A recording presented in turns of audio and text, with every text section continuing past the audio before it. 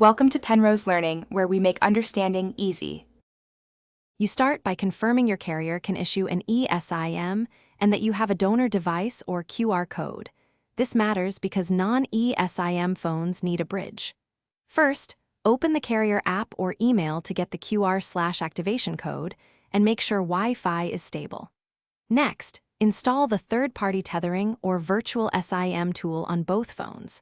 Once done, enable Bluetooth and hotspot on the donor device, so the non-ESIM phone can receive activation data. You now create the bridge.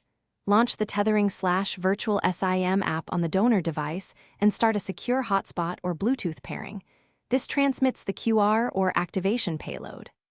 On the non-ESIM phone, open the receiving app, choose Import ESIM Profile, and either scan the QR displayed on the donor or paste the activation string. Make sure you confirm IMEI or EICSID if requested, because the carrier binds profiles to device identifiers.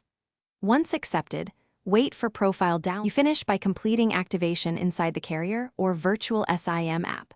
Often you need to toggle airplane mode or restart the phone to let the network register the new profile.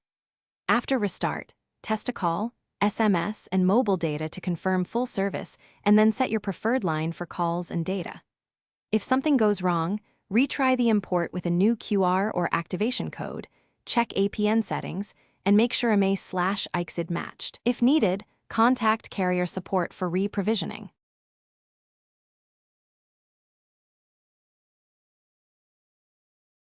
Thanks for watching. If this was helpful, leave a like and consider subscribing. See you next time.